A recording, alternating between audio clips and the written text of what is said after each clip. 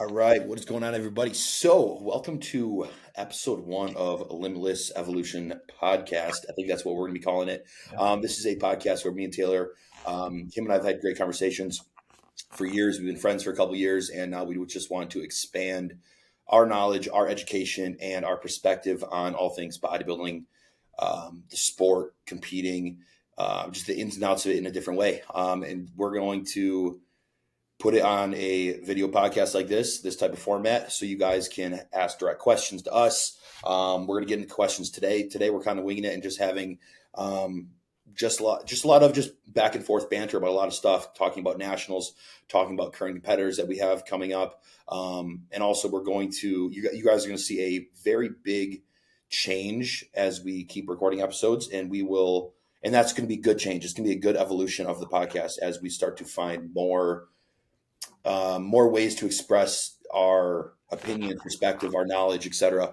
and become a little bit more organized with it, because we're pretty much doing this for our listeners. We're not doing this for ourselves. We enjoy talking, we enjoy spreading knowledge, and we're passionate about it, but we want to spread what is in here to you guys, and this is a great way to do it without us, doing it one-on-one with every single person. So that is my extended intro to the podcast, a little bit about myself for those of you watching. There's probably many of you guys watching that know me and Taylor, or know one of us, but I am Nick Justice. I'll say the title that everybody wants to hear right now. IFBB Pro Nick Justice. I've been a coach for this is my fifth season, and I freaking love it, man. I'm a full-time coach. That's what I was doing in college. That's what I done after college. Coach pros, coach amateurs, and just a very passionate individual about coaching and bodybuilding myself. It's not my entire life, even though it looks like it is on social media. I'm very into hunting, fishing, working with my hands. I'm into shooting. I build my own rifles and AR-15s. So if there's anything that you guys are for sure going to learn about myself and Taylor throughout this podcast and through different episodes, it's that we have many masks that we wear, good masks, and we enjoy a lot of things. So that's a little bit about myself, and I'll bring it over to Taylor here. Mr. Taylor, what's going on, dude? What's up, man? I don't think you could have said that any better, honestly. And it's funny. I want to give a little intro about myself too, but it's funny, like how we came together because of bodybuilding, but like we have so many things in common, bro. It's like, and it's part of the reason why I think we just click the way we have. So for those of you who don't know, I'll give a little background about myself as well. My name's Taylor Moore. I am not an IFBB pro. No, I'm just kidding. But I have competed a handful of times. I also, like Nick, started coaching while I was in college, sophomore year of college to be exact. And I was coaching and just trying to grow my knowledge base and everything like that. I was in college for exercise science, got my bachelor's degree in that. So that was like kind of a head start I had on the education side of things. But as we all know, that doesn't directly correlate to the sport of bodybuilding itself. So just continuing to expand my knowledge with, mentors and education and courses and everything like that. And then along the way, I was obviously going to school full time, coaching and working a bouncing gig at the same time. And I was fortunate enough to be able to grow my roster while I was in college to a point of I've been doing this full time ever since. That's, something that Nick and I have in common too, is like we're both very young, not only within the sport of bodybuilding, but just age in general. And that's why I think that we have a lot of potential for, not just coaching, but like this podcast can almost relate to people who are younger or getting into it or whatever the case may be. I do think that Nick and I were very, very, very fortunate with the people we were able to surround ourselves around and network with early on in our careers, and the way we educated ourselves, the opportunities we got, stuff like that. We were able to put ourselves in a good spot, to be at a young age doing what we're doing. And we hope to relate to people in that matter. Also, while giving, the ins and outs of all of the education that we have been able to get from those higher up in this sport along the way. So that's a little bit about myself. Also, I grew up the same way Nick did, hunting, fishing, all of that type of stuff. I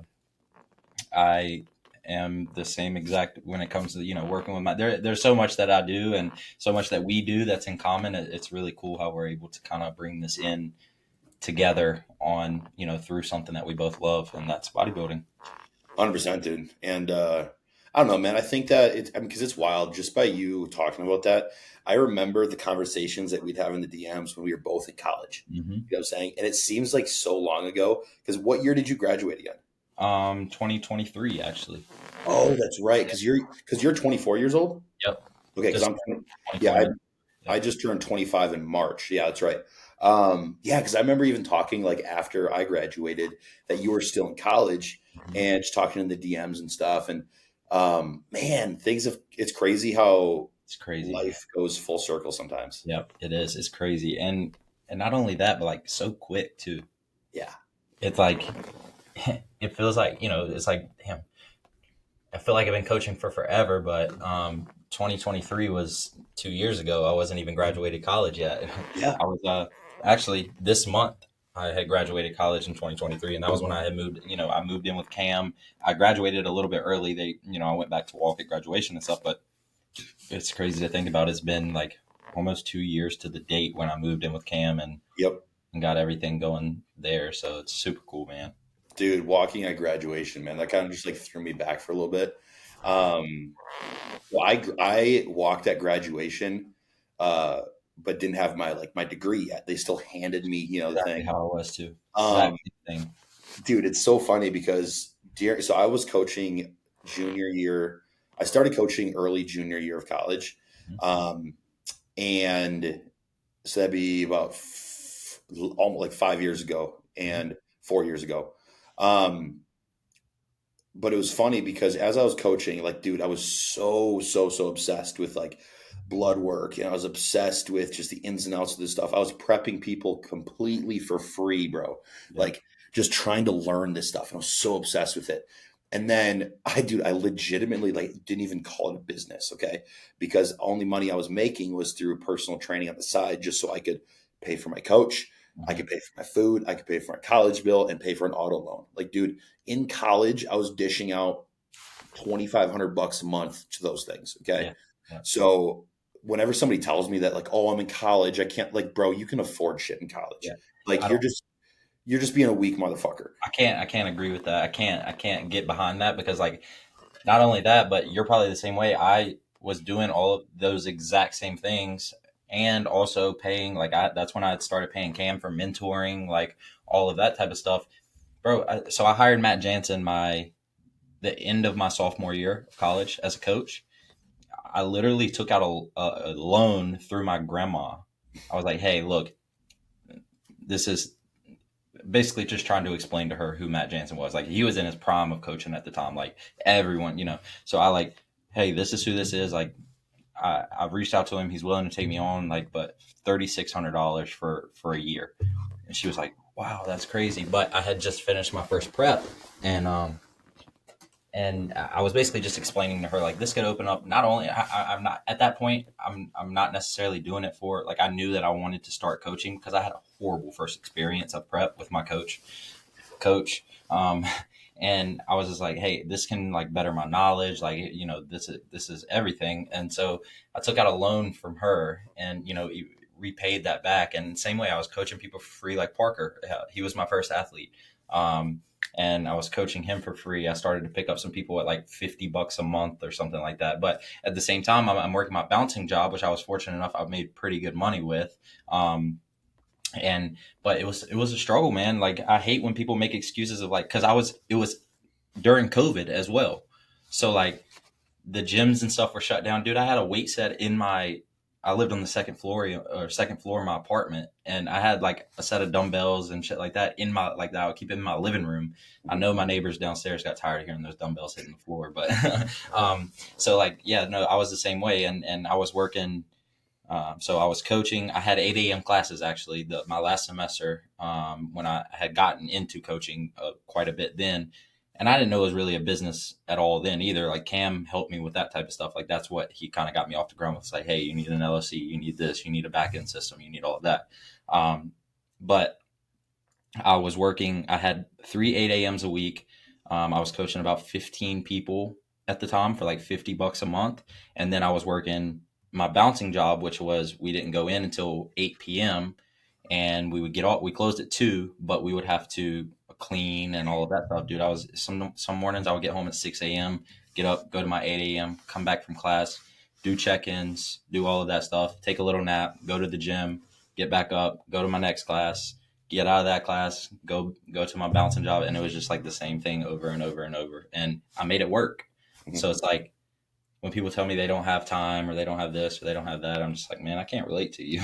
Bro, I'm telling you what, man, I honestly think, 'cause I'm somebody that I like to look at patterns, okay? Like I look at patterns of people's behavior. I look at patterns of what I'm hearing when I'm on calls. How does that relate to the age or where they live, etc. And there is in my mind, a direct correlation and pattern. Let's say pattern. There's a direct pattern of individuals that are similar to our age that experienced COVID that have a very weak mindsets because everything was fucking handed to them. The stimulus checks were handed to them by the government. They had all these online classes and they didn't have to go to class. So their work ethic just tanked. They don't put effort into anything. They think that Partying they all day, every day because they didn't have to go to class. Yep. exactly. And I honestly think to myself, I'm like, and these are the same people that I hear tell me the excuse of like, when life gets stressful, the first thing to go for them is their health and fitness and cutting their coach and cutting gym memberships and spending less on what they need to be putting more time into, and that's their health. Hmm. And it's like, dude, those the people that went through COVID that have those the shitty effort. And I'm not saying that's everybody, man. Like I have some of my very close friends that are our same age group, are business owners now because through COVID, they hustled just like us when everybody else wasn't hustling. Yep. And the people that took that 3 to 5 years of COVID, because dude, let's be real, it was probably close to 5 years, okay, Yes, for for sure. different states, different countries, all the bullshit that was going on. And dude, that's a whole other can of worms. We can bring it up on this podcast. I was almost expelled from college during COVID, Hmm. like because of COVID. Yep. And oh man, we're gonna have to. Because they wanted me to get that jab. Well, yeah, dude, we're gonna have to bleep those words out. We're gonna have to say "koofid." I know. Um, but like, it's the people that hustled during that time and use that as that's like, yo, that if you use that time as hustle, that literally would speed you up so much quicker than everybody that was being sedentary and Yep. taking it easy. Everybody during that time listened to in the words of Andy Frisella, they listened to their bitch voice and not their boss voice. And like, dude, I had every excuse to be a lazy motherfucker. I was literally in the brink of expulsion. My girlfriend, I thought, was going to break up with me because I was about to be expelled. Yeah. And we pushed through, and everybody goes through shit, but it's all about perseverance, man. Hmm. Absolutely, it is. And it's funny because COVID was such a crazy time, but also, man, with us and our careers, like it was almost perfect timing for the way it happened because that is when I don't care what anyone says, COVID is when online coaching absolutely took off.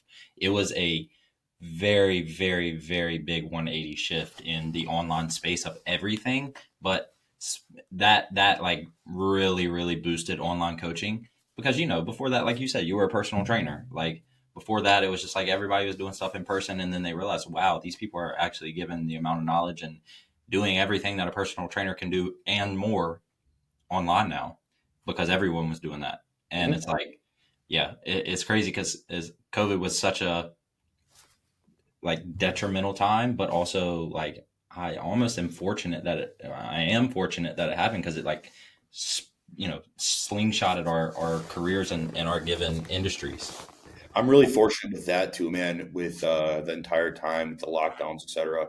Um, and I'm not like looking back at it, I kind of missed the time. Like I went from college, moved back to home like everybody else did.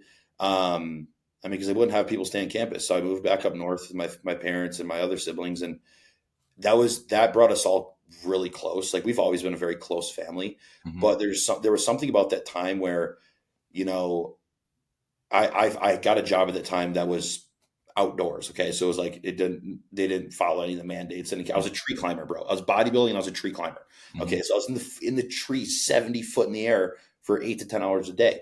But Yep. like that during that time, our family, dude, like it was board game nights, and it was just so it was a creative time for our family because we couldn't do anything, man.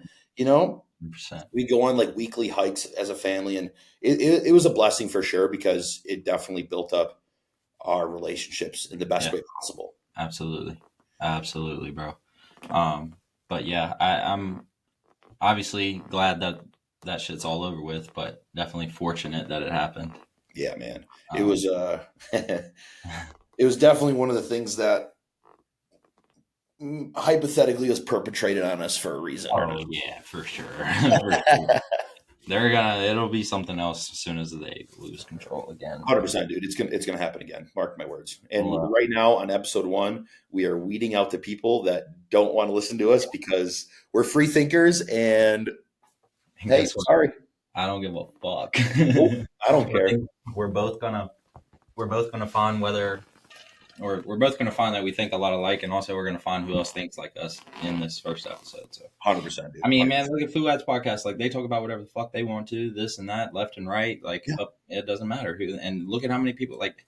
That's what I want, though. That's what I want people to genuinely listen because they like us, they care about what we have to say, and at the end of the day, too, like all that political shit doesn't matter as far as like who I like, who I don't like, who I'm friends with, who I'm not friends with. I have so many like if that pisses you off, cool, bye. dude. Yeah, it's like, bro, I know so many people that identify as a certain Yeah. political ideology, whatever. I don't care. I personally just don't choose not to put a title on myself because it divides us even more. Mhm. And the thing is, man, I know people disagree with me, and I still treat them with respect, with love. You know, I still see them every week. I could give a fuck who they voted for. Yep. Me neither. I don't care at all.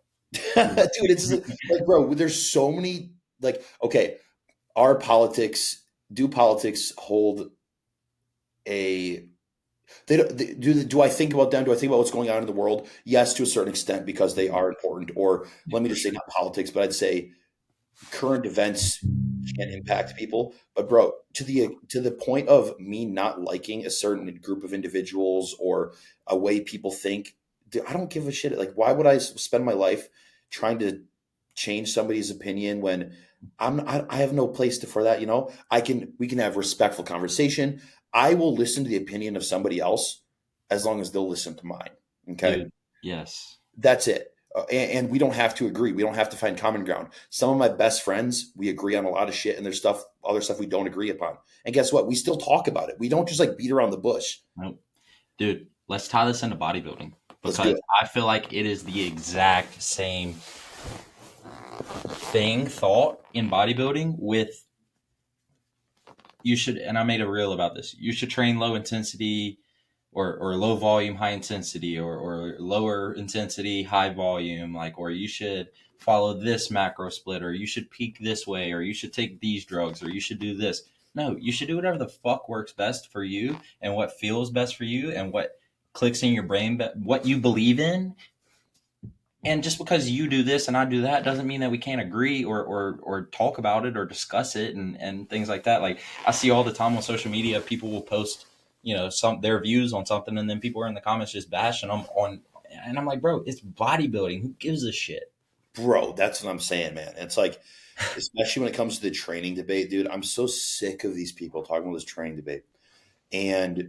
But I also, it's nice because it gives us something to talk about so Mm-hmm. we can share a different perspective. Bro, not a single person on my team trains the same. No, Okay? and Not a single and person. it's not a one size fits all approach to any of it. Nope. And the thing is, we're also not coaches that put our mind and conform it to a box of one Mm-hmm. size fits all. A lot of coaches out there will learn from a couple different people and they will only coach that way. They will Yep. only put their eggs in one basket and then they'll pick those eggs out when it comes to different scenarios. Okay. Yep. Man, we both have had countless amounts of mentors and we've taken great things from some and not so great things from the other. What works best for us, what doesn't work best for us, what fits our coaching, what fits our clientele, our Yep. demographics, et cetera, et cetera. Man, there's still coaches out there that coach primarily open bodybuilders. Once a physique guy signs up with them, they still load them up for a show just like an open Mm-hmm. bodybuilder. Bro, do you really think that peaking strategy is going to work for somebody that's 100 pounds less? Nope. You know what I'm saying? So it's like that's one of the things, man, that I think you and I really pride ourselves on as coaches is that not only are we very well versed in our ability to apply knowledge to different scenarios, but we know how to back it up. Why Mhm. this person responds better to this type of training style, this format, these training modalities, these techniques, etc., compared to somebody else that responds to 4 sets of legs or 4 sets of quads on one day, and that's Yep. it. You know what I'm Yep. saying? We know we've learned our clients enough to see why those things are working, but we never would have learned them. We've never would have been able to apply that knowledge if we didn't have this massive decision making tree to pick from. Yep. Exactly. And that's something that younger coaches can, because I'm sure there's a lot of younger coaches that are going to watch this, or people striving to be younger coaches. It's like what one person says is not the end all be all. I don't care if they're your mentor, they're your best friend, they're your coach, they're whatever. You can pick and choose what you want to apply and what you like. Take it all in, take every single bit of it in, and use it and see if it works. If it doesn't work, okay, well, this part worked, this part didn't work, so I'm going to take this out, and I'm going to only use this part of it. And then, let's say you're learning from someone else too. Well, this part of things that they say works, but I don't really like this one, so now I'm going to take the two things that work and I'm going to put them together. And that's where you form your own outlook and opinions and everything like that. Like Dante Trudell probably invented high, or let's just throw it back even more. Dorian Yates probably wasn't worried about how Jay Cutler was training when he decided to do 4 days a week of very, very low volume, high intensity. And basically what I'm trying to say is like, he took a lot of knowledge, or a little bit of knowledge from a lot of people, and found his own way to do things, and it ended up being something that people are still debating over to this day. And it's like everyone can learn from that, whether you're a bodybuilder or whether you're a competitor or a coach, like a younger coach. Like, just form your own way of doing Yeah. things. And you know I, social media is like everybody's regurgitating this and regurgitating that. It's like that's where the unique part of coaching has like gone downhill, or the individuality of things has like gone downhill. I feel like with social media is because you feel like you have to be on one side or the other, and you don't. You can just form your own way, and like you're probably going to be more successful when you do that, and you're probably going to grow a bigger following when you do that, when you're just yourself and do what you think works best and run it into the ground. Dude, it's easier for me to kind of filter out the people that how do I put this? You and I, people know you and I and our way of coaching, our personalities, our characteristics, because we're very genuine with how we apply knowledge, how we present knowledge, with how we Yep. teach, with how we live our lives, etc. A lot of people try to replicate, I'm not just saying us, but try to replicate what other people are doing, but it's very ingenuine and it's easy to spot, man. It's easy for us to kind of filter that out of our circle. Mm-hmm. And those people still wonder why they haven't made it with coaching, why they haven't made it with bodybuilding, why their social media isn't blowing up. Dude, I got 50 some thousand followers and I don't give a shit that I could have more or I could have less. Okay. Yep. Like, dude, this is funny. Some person the other day DM'd me and they've DM'd me multiple times. We just shot the shit back and forth once in a while. And they're like, dude, why'd you drop like 100 followers? I'm like, I don't know.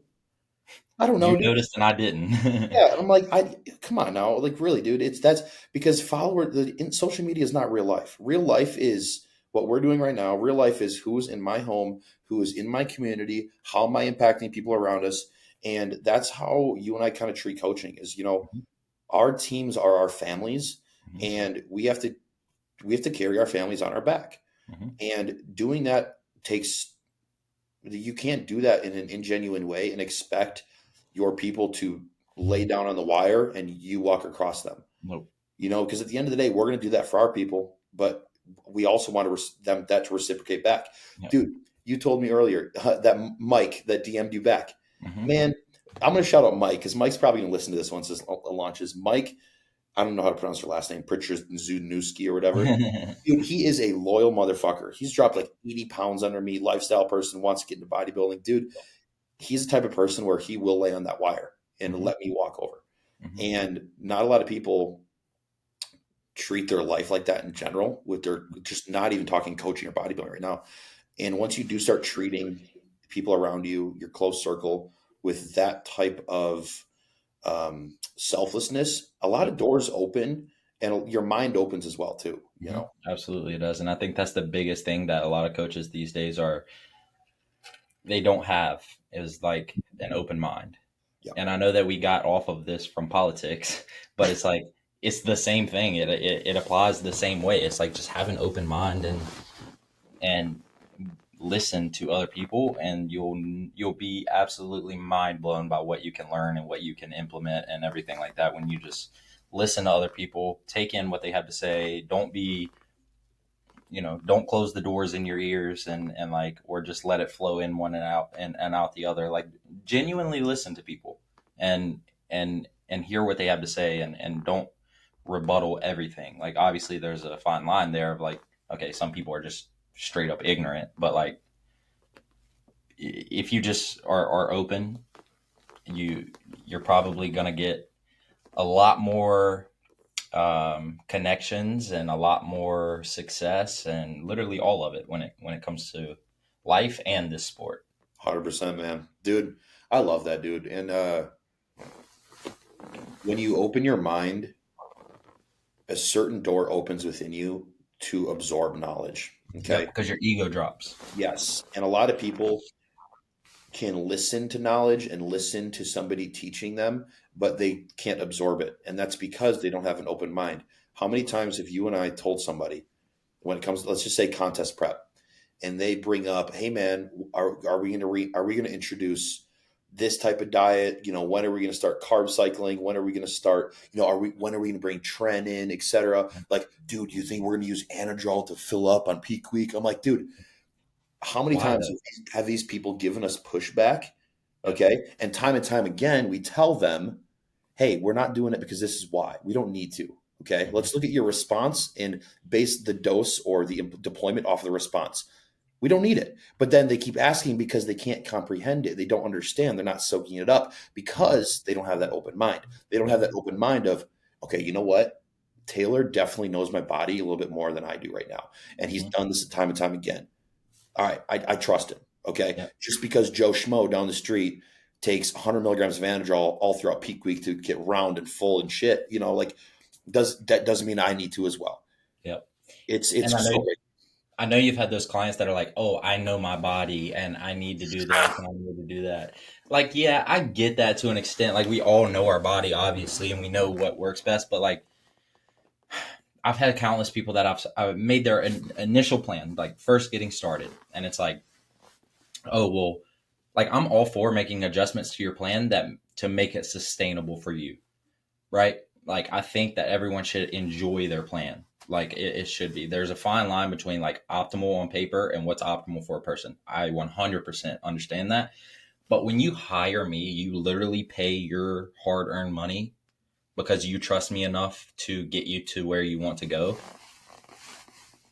Don't argue with me about the plan that I've set up for you when we haven't even really gotten our feet off the ground yet. Like we're still crawling before we even start walking. Like for I'll use a specific example. I had one guy who literally paid me. This is why I do a minimum contract now. Like if you sign up with me, hey, it's out there now. You are going to be locked in for a minimum amount of time. But this was before I started doing that, and he paid me for the first month. I made his plan. He's like, hey man, um, basically just saying that his fats were too high and his carbs were too low, and he knew his body. And I'm like, okay, that's fine, but like and you know what, he was saying that for his body it was like 175 pound like classic physique competitor, and he was telling me that he eats 5,000 calories in the off season, like et cetera, et cetera. And there are people out there that do that, sure, but like when I'm starting you out, I'm going to start you out on what I think is around your maintenance baseline, and then we're going to see trends and we're going to go from there. We didn't even get a week into the plan. Like honestly, I don't even know if he even followed the plan because I put him on like 3,200 calories instead of 5,000, and he was like, "Hey, I know my body. Like this isn't going to work." Blah blah blah. And I'm like, "Hey man, like at least give us a week and just follow the plan and let's see what happens. If you drop 5 pounds in the next week, by all means, I will bump your food."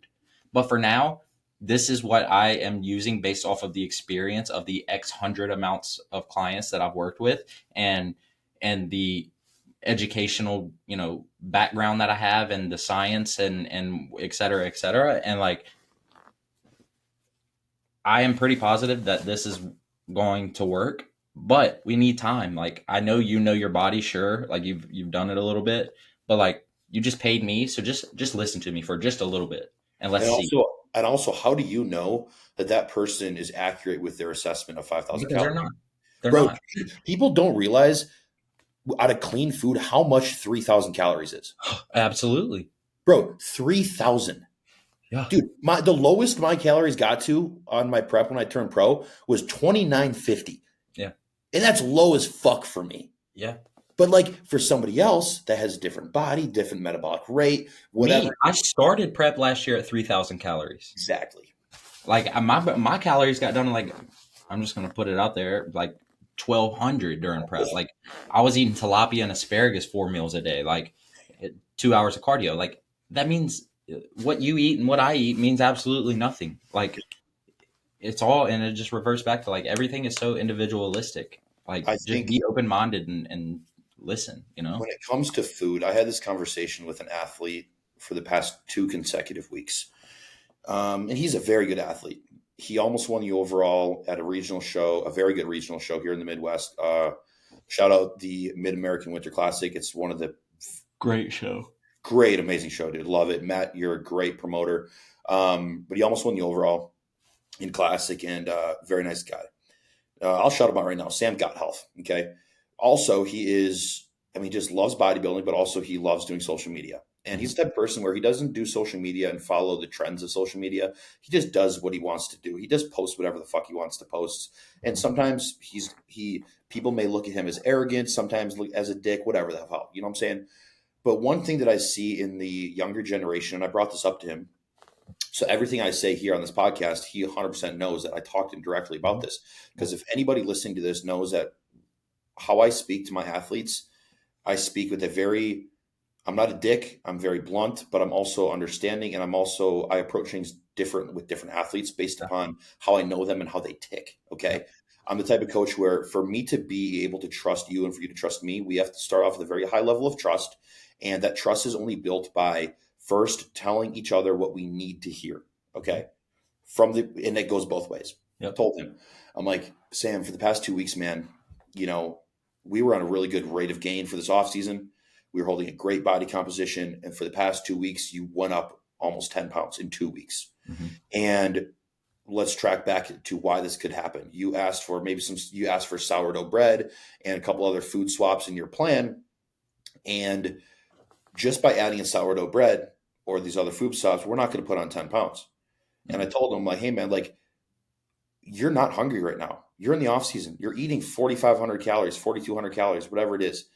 I coach a shit ton of people. I can't remember everybody's caloric intake. Okay. But I was like, man, there needs to be a spot where we realize that it's not a dick measuring contest of who can stay the leanest and eat the most food. Okay.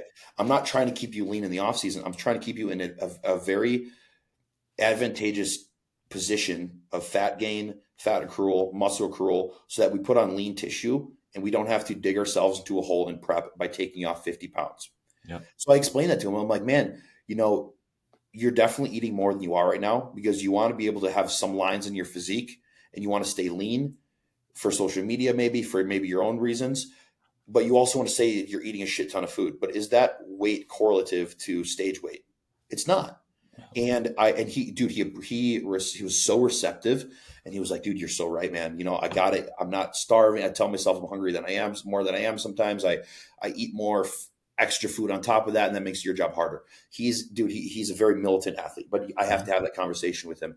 But so many times you and I will go through social media and other like wannabe coaches, self-proclaimed coaches, or just fitness influencers will brag about, yeah, I'm able to keep my abs when I'm eating 5,500 calories, 6,000 calories, but it's like, dude, you may eat 5,000 calories on 1 day a week on a freaking refeed, but does not mean that that's what you're eating every single day. But also, who gives a shit, man? Who gives a shit that that's what social media has became? What I care about is what you look like on stage. Yep. And dude, the way that this translates to preps with people, it's like all of these coaches out there that are like, I know it's a marketing technique, but it's like, oh, I got so and so down X amount of pounds without having to do cardio. Or like me and you were talking about before the camera started rolling. You didn't have to do cardio until 6 weeks out. Like, that's like, let's just be honest here. That's very few and far between. But people see, oh well, this coach still does burgers and fries all the way up until XXX, and they want to basically decide who they're going to work with based off of, oh well, who can keep people's food the highest for the longest during prep, or oh well, this person said that like just because I'm a bikini athlete or I'm a bikini athlete, but I shouldn't have to eat 900 calories on my low days in order to get in shape. Like, guess what? If you have to fucking do 2 hours of cardio and eat 900 calories to get in shape, sometimes that's just what it takes. Yeah, dude, Like, 100%. like, so that's a big thing that I've had athletes like, oh, well, my food's low or my food's high, and I'm like, but is it? Like, it's also relative. Like, stop worrying about what you see other people doing on Instagram or social media, and just worry about what you need to do to get in shape. For example, I just told you I ate 1,200 calories and did 2 hours of cardio while taking plenty of fat burners. Let's just say that during prep, and I had to do that in order to get into shape. Did I ever once question Mike and say, hey, bro, I'm eating 1,200 calories right now. I don't think that I'm supposed to be eating this amount at 200 pounds as a classic physique competitor? No, because I knew that he was my coach. He was calling the shots, and he told me, hey, man, this is what we got to do in order to get in shape. So I said, okay, bro, I'm going to get up and get on the treadmill for a fucking hour in the morning. Exactly. Like, Exactly. it just is what it is. So yeah, I hate when people compare and do all of that. And I've used the marketing technique before, not really as a marketing technique, but I'm sure you've done this too, man. Like when we sign a client, okay, let's just say general lifestyle, because we both have lifestyle people too. Mm-hmm. And they say that they've tried every trick in the book to burn fat, to lose weight, whatever. And once you get their body just receptive again and de-stressed, and they have their cortisol is a lot lower, their fasted glucose is lower, their A1C is lower, and you can genuinely say, hey, this person was doing an hour of cardio for 2 years straight Mm-hmm. and was eating 1,500 calories and they were still in a hole in a fat For loss sure. plateau. And you can genuinely say that they were eating now 2,000 calories and only 30 minutes of cardio. Dude, that right there, that's not hey, come to me. I'm the best coach. That is me saying, hey, I noticed what was and what was not working for them. Yep. And once I changed it, it worked. It's Basically, not I know how to control fatigue. exactly. That's all I'm saying. Just by me saying, hey, they're doing less cardio and eating more food is just me saying, hey, your life could probably change too if you were guided by somebody that knows how to read a body, but also not just read a body, that knows physiology. Yep. 100%. Yep. For But sure. man, oh dude, that fires me up. But man, social media is a wild thing, dude. I love social media because if we didn't have it, you and I wouldn't have a job. Yeah. No. If I mean, dude, but it can definitely be it can just be anxiety ridden sometimes. The whole point of it is, and the whole message we're trying to get across here is just be yourself Yeah, and don't compare yourself and have an open mind. 100%, dude. Um, 100%. did you get some good questions? Dude, I know I gotta hop off at like 7:15, but if you want oh to yeah, know that's right. So questions you're an hour before ahead of me. Yeah, dude, we got some great questions. So guys, I put up holy shit. I just opened up my phone and saw a Shanique Grant update. Bro, she looked wild. really, You know who Shanique Grant is? I think so. Yeah, Yeah, maybe. so she two-time Miss Physique Olympia. Yes, yes, yes, yes, yes, yes. Yeah, so she switched to wellness, but she got like sixth, I think, sixth or Uh-huh. seventh. But I was like, holy shit, she looks wild. You guys, you asked some fantastic questions. I put up a Q&A today. We got some great questions, and I'm going to not go through all of these right now because me and Taylor kind of want to give a little bit more detail. The entire premise of us starting this is to have a different platform, but a different avenue of giving information and education. And if we just start firing off 40 questions a podcast, not gonna lie. then we're not going to be having the impact that we want to have. So I'm going to pick a few of these. This is actually a great one because you and I just had people at nationals. We both had two people at nationals. Yep. Yeah, because you had what's that other tall guy's name? Kevin and Durod. Yes, yes. Um, so yeah, shout out Taylor. Taylor just had turned Rod Pro, and then Patrick just turned pro. I was Dude, about to say. Patrick will fucking wants it, dude. He literally texted me this morning at 5 a.m. He's like, "You think we can do a pro show at the end of the year?" I'm like, "Bro, Me and Durod were actually going to jump into the DC Pro this weekend because he lives like 45 minutes from it, but they closed registration at 3 p.m. on Monday, and it was too late. We were looking at it Monday night, but no, yeah, dang." it's cool. It's tempting. It's tempting as a coach that coaches pros and amateurs is to like put them into a pro show right away. But like you only get one pro debut, but also when you've been prepping somebody for 20 plus weeks, like bro, their body needs to break off the drugs. That's what I told Durod. I was like, man, like, could we have done it? Yeah, like we're already ready, sure, but like it would have just been to see where you stand. That's not like a true pro debut. Like let's call it quits for a year and a half, and see what we need to, and improve on what we need to improve on, and go from there. Exactly. So speaking of national shows, shout out both of our athletes that turned pro and just kicked ass. This question is from Nick Gomez. Best advice for going into a national show? Yeah. Well, there's a lot. For one, my biggest advice is understand the level that you are about to step into. I think a lot of people underestimate what the national stage offers and the quality of athletes that show up on the national stage. Um, and I think a lot of people rush to the national stage and then they get their feelings hurt when they get there. There is an entire different level of competitors at the national level. I don't care if you go to Junior USAs. I don't care if you go to North Americans. I don't care if you go to nationals. I don't care if you go to the Amateur Olympia. Those people on that stage, okay, let me not say that. Not all the people on the stage. The ones who are going to win and be in that top call out are freaks. Mhm. They have what it takes, and they are, like, for example, I tell people this all the time with classic physique. You, in my opinion, unless you're just someone who's like has stupid, crazy genetic structure and bubbliness and muscle insertions, you probably should be within 5 pounds of your cap when you step on stage at nationals, because if not, you're going to get absolutely smoked by people that are bigger than you. Yep. Um, Totally and agree. that doesn't mean, and that's like inside out peeled within 5 pounds of your cap, not like 5 pounds of your cap and you probably still had 5 more pounds to lose fat wise. Um, that's my biggest advice, probably, is just know what you're stepping into, and know that, like, another thing, if it's your first national show, and unless you are very confident and you've been doing this for a while, if it's your first national show, you're likely going to get smoked, and that's just me being completely honest. So don't let it affect your mindset, like, oh, I just stepped on a national stage, I got smoked, I'm not a good bodybuilder. No, just know that most people that turn pro are not there for the first time. Mhm. I think that's great, man. Just building off of that. The biggest thing that I can say, just from personal experience of myself off the top of my head, and from the numerous athletes that I've put on stage, on the numerous athletes that I put on a national show before I stepped on a national show, Yep. is no matter the outcome, feel the lows and feel the highs.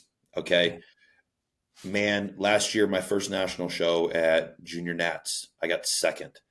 And it was a 2 point difference between second and first. And if I hadn't learned early on, a couple years prior, telling my athletes, hey, you have to emotionally detach yourself to losses. Okay. Mm-hmm. You should emotionally attach yourself to wins, but to an extent, because if it gets too high, then your ego gets too high, and then you lose focus of where you actually stand. Okay. Mm-hmm. And in any show you do, especially a national show, is feel the lows and feel the highs. Mm-hmm. Because when you ride that midline, that is what's going to propel you forward into how you deal with the next show and how you deal with the outcome of that show. Mm-hmm. Um, so yeah, and I should also say just one last thing is going into a national show, stay off social media. Yep. And don't compare yourself to who's going to be there, who's not, and et cetera, et cetera. Dude, I knew two people doing, besides my guys at Junior USA's, I knew two people. I knew Durad doing it Yep. and one other athlete. That's And it. that's probably because you knew their coaches. Exactly. Same way I was. Yep. I knew that you had people doing the show. Honestly, bro, I didn't even know that your guy was in the same class as Durad until we got there. Me Like, either. and you're one of my good friends, and I genuinely just didn't care. I was just focused on my athlete and bringing the best that I could, like.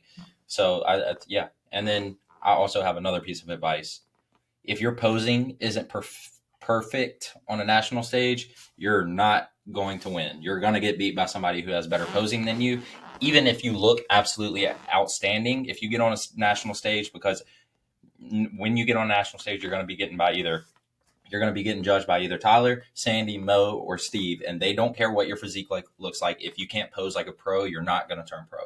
100%, dude. And that's some great feedback that I got after I turned pro at NPC Universe. So the gap between my first place and who was at second was pretty large, like not to a point where the posing would have affected me getting second. Mm-hmm. But, and that was told to me by, it was Attila and Steve. No, was Steve there last year? It was University should have been, I would think.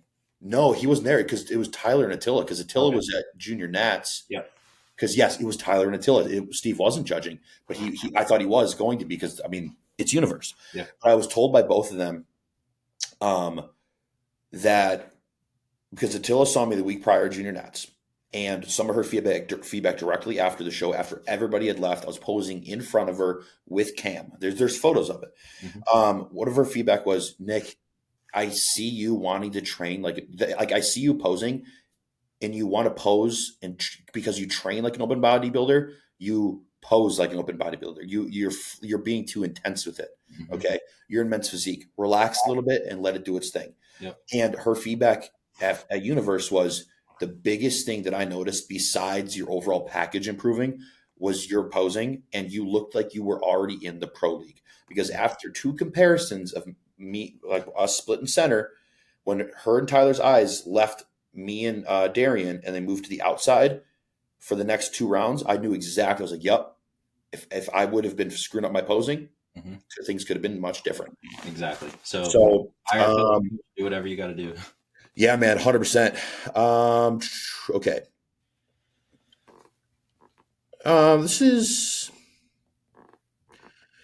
This one, I mean, this is a super easy one, I guess, that we can just touch on very briefly. Thoughts on tesamorelin, the peptide? Just take GH. Just take growth hormone.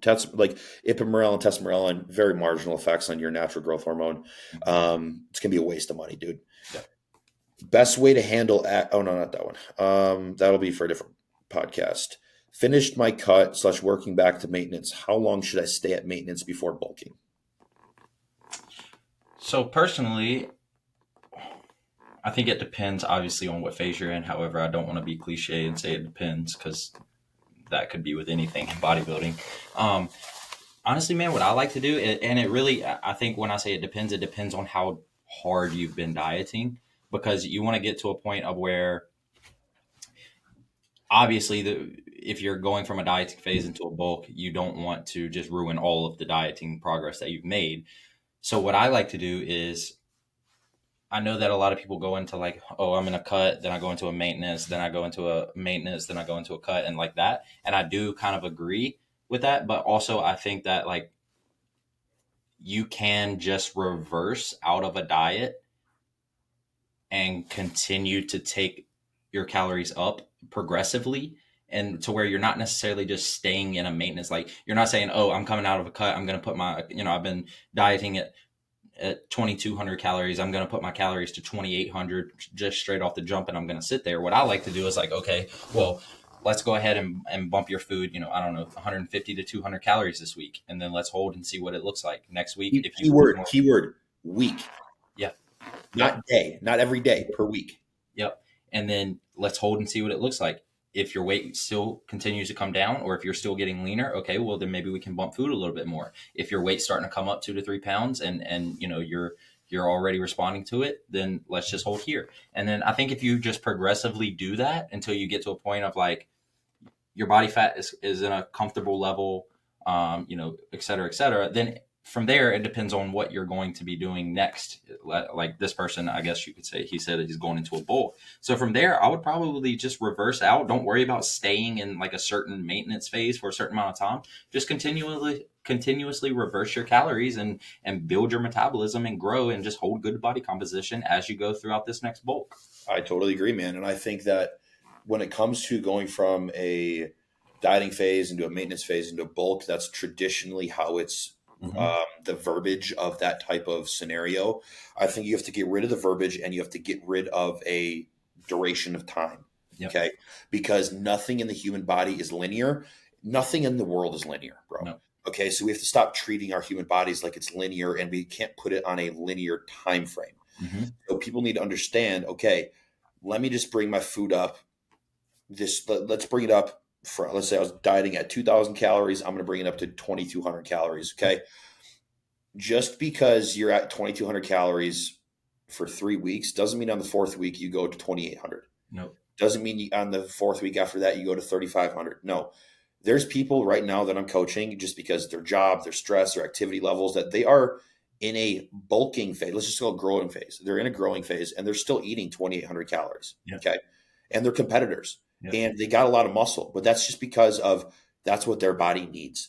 So to answer your question a little bit more thoroughly, because I'm kind of getting off topic here, man, but don't be too eager to start a new phase. Just transition. Mm-hmm. Transition slowly. Okay. I never use the word bulking. I just use the word, hey man, we're in a growing phase. Yeah. Yep. We're in a growing phase. We're in an improvement phase. And however long it takes us to get to a spot where you're holding good body composition with adequate calories to support your sexual health, to support your energy throughout life, to support your pumps in the gym and your progression, to support your recovery, all those things. However long that takes to get food up into an adequate amount that you have very good quality of life, then that's what I'm focused on. I'm not focused on, okay, I'm going to take an 8-week transition and then at week 9, then I'll be bulking. I don't give a fuck, dude. I think a lot of people can take that verbiage and throw it out of their brain and they're going to make a lot more progress because this is the way, and I don't use the term bulking either. I use, okay, we're in a growing phase. If I'm intentionally putting you in a maintenance phase, then okay, then we may use that term. However, most of the time it's either like we're either losing fat or we're growing muscle. A lot of times I'll use the term recomp because let's be honest, if you can be in a fat loss phase and you can still be growing. Yes. You can be in a maintenance phase and you can still be growing. So Yeah. I just like to like Nick said, you support the things, you support the feedback and you support the variables to a point of, okay, like for instance, like, okay, well, it's not a bulk or it's not a maintenance phase. I guess you could consider it a bulk if you're if your calories are at maintenance and your training is progressing in the right way. Like you can be losing fat and your training is progressing. Therefore, like if you think about it from a scientific perspective, if you are progressively getting stronger in the gym, you are progressively gaining muscle. You have to be. You can't argue that. It is quite literally like if you're getting stronger, if all other variables are the exact same and you are progressively getting stronger each week with the same execution, the same intensity, the same volume, et cetera, you quite literally are growing muscle. Yes. So it's more of a growth phase to me than it is a bulking because your body weight doesn't have to be going up. You don't have to be eating cheat meals. You don't have to be doing et cetera to grow muscle. 100%. Yeah, you just got to focus on, okay, throughout this transition after coming out of my diet, the main goal, because like, dude, when you're dieting, it just depends on the context of how hard you're dieting. A lot of things are going to change just physiologically from your body. And that's speaking for myself. When I was natural, I shut my natural reproductive system down because I had an eating disorder. Because I was walking around with shredded fucking glutes year round. Yep. We'll get into that down the road, but like a lot of things tanked on my body. Yep. And for me to actually know that I was actually in an adequate place to hold my calories and actually call myself growing was because over time, my sexual health started to come back. My focus started to come back. You know, my training performance came back, my strength, my love for life in general, you know, and that was because I was matching my food and slowly integrating my food around those things. Yep. Um, and not putting my food at the before those things. Yep. So, here's a good one, man. Retta in the off season to get insulin sensitivity benefits, dude. I'll start off with this one right now. I am a very big fan of retatrutide. I have a handful of guys that are using it right now in a growing phase, and I've never seen, dude. I think, you know, let's just say, like, for the sake of comparison, metformin and retatrutide. They're two things that are completely different. They don't have any of the same mechanisms of action. But if somebody can afford retatrutide and they are in a position where it would be beneficial, then I would rather put that in there than something like metformin. Because I've seen anecdotally, on paper, through blood work, etc., A1C get lowered much quicker than anything else. I've seen insulin levels be lowered and insulin sensitivity be increased. And I've seen fasted glucose levels be dramatically increased by retatrutide while they are in a surplus. Yes. I was about to say the same thing. I am a huge fan of retatrutide. Personally, I will probably take retatrutide year round until either one, something else better comes out, like they are in the works of having, or two, I can't get access to it anymore.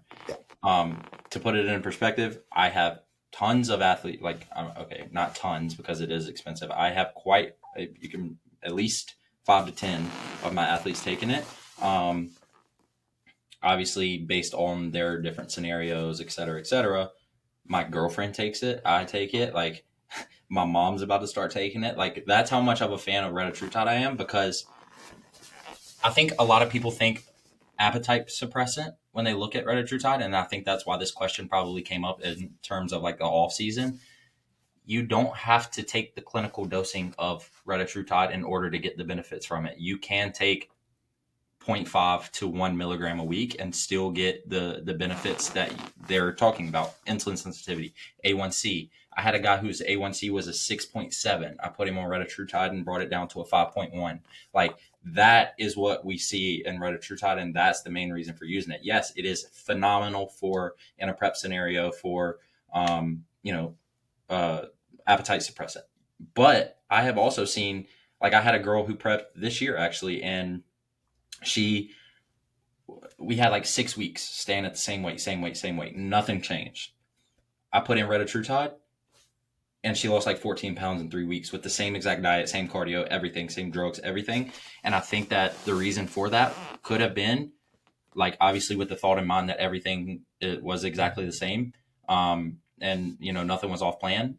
Insulin sensitivity in prep, like blood glucose in prep, like those things, stress, cortisol, inflammation, all of those things. Like, retatrutide isn't just an appetite suppressant. It can, to answer your question, 100% I will use it in the off season. Yes, and we got to stop looking at retatrutide as a GLP-1. It's actually a GLP-3. Yeah, exactly. It's not just affecting one receptor; it's affecting 3, which is why it makes it amazing, or not amazing. It's just like, we don't even know the drawbacks of it yet, but like, so far, it's amazing. Yeah, and to be honest, let's be honest here. If the FDA is trying to crack down on GLP-1s and GLP-3s and, you know, different peptides, then guess what? It's because they fucking work and they can't make money off of them. Yes, I was about to say that. 100%. All right, let's end it with one more because you have dinner. Yep. Let's be a short one here. Dude, this one right here, we're going to answer this right off the rip. Okay. Peptides or anything to help clear acne. I'm just going to say this right now.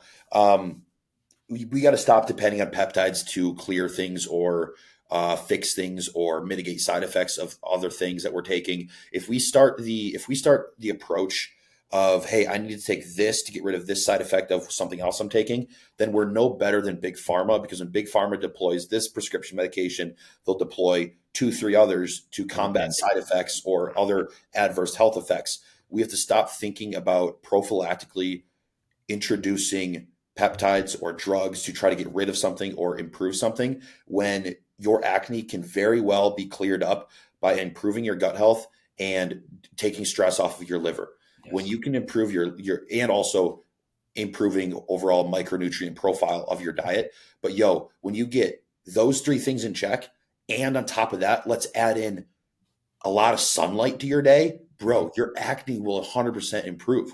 For Okay. sure. So we got to stop thinking about, I don't really care what peptides help acne out there, don't help, whatever. When I see it, that you can change lifestyle things first, behavior things first, improve blood work and lab markers there first, that's what I'm going to always depend on before introducing a peptide, a drug, or an ancillary. Yep. With to I'm just gonna say, when someone comes to me with acne issues, the first few things that pop into my mind, the first few things I'm gonna address are hygiene. Yep. Are you taking a shower quickly after you sweat, or are you going to the gym or doing cardio and letting that sweaty shirt sit on you all day? That's probably a big reason for it. Two, are you stressed? If stress is off, you're probably going to have some acne flare ups. Three, PEDs. What PEDs are you taking? Is it hormonal stress? I mean, is it hormonal acne? If you are super estrogen dominant, or whatever the case may, or if your estrogen's through the roof, or whatever, that's what you need to look into. So blood work. Another thing is, are you pinning once a week, or are you pinning every other day? That makes a big difference. Your blood serum levels, like if you are on drugs, the more you pin, the less side effects such as acne you're going to get. Yep. And then the next is going to be diet. What type of inflammation are we getting from diet? Like, do you have inflammation in your body that is stemming from, like you said, gut health? And then next, if all of those things are in check, next I'm going to detox the liver. Yep. Liver is going to be the next thing, like Tudka, milk thistle, I don't know, revive liver, like liver detox by, or what is it? It's a Detox factor. detox factor by Pure Fact Formulations. Yep. Shout out Matt, the body tech. Shout out Matt. You guys will be seeing him soon. 100%. But yeah, those are the 5 things I'm going to address. If all of those are in play, maybe we can look at a peptide. However, when it comes to acne, I'm not even thinking peptide when I'm trying to fix it. In a perfect world, most people that have acne issues, I'd say they already have got their hygiene mostly in check, but also if they are following plan, et cetera, et cetera. Most people have no idea. Like, most people think of liver health and they just think about drinking. Yep. Okay. And they think about, that's what will only impact your liver, dude. You can Ibuprofen. Yeah, exactly. You can screw up your liver with ibuprofen, and they don't realize that your liver is so important when it comes to so many different parts, like areas of your body. Like, dude, if you're chronically dealing with elevated estrogen and you're a man, then bro, your liver is not detoxifying hormones. Yeah, exactly. So it's like, that's how liver is so correlative to your to your skin and your cosmetics, but also with your gut too, man. If your gut is all screwed up, your liver is going to be screwed up. Most of the time it's vice versa, or both at the same time. Yep. So yeah, man, I think that was a fantastic podcast. You guys gave some great questions. We're going to answer all these other ones as well. Make sure to follow Taylor at Taylor. Is it Taylor.Moore? It's Taylor Moore _7 on Instagram, and then we'll probably throw them up here. I don't know in the podcast, but _ Nick Justice. I'm not the IFBB Pro that puts IFBB Pro at the front or the back. Most people see me, they already know I'm an IFBB Pro.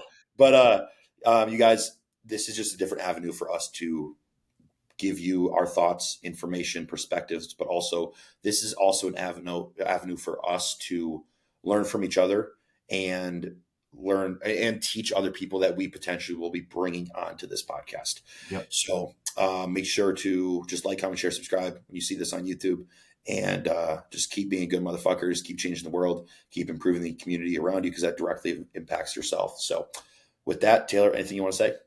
No, man, just I appreciate you. I'm very much so looking forward to this. I hope that everyone watching this can learn something from us, and if anybody has any questions, if anybody has any inquiries, whatever, please reach out to us. We'll be more than happy to answer questions on here. That's what we're trying to do, is educate. So like Nick said, share this, subscribe, like, comment, whatever. Let us know, give us feedback on how we can improve. And we'll see you guys next time. Absolutely. Peace. Boom.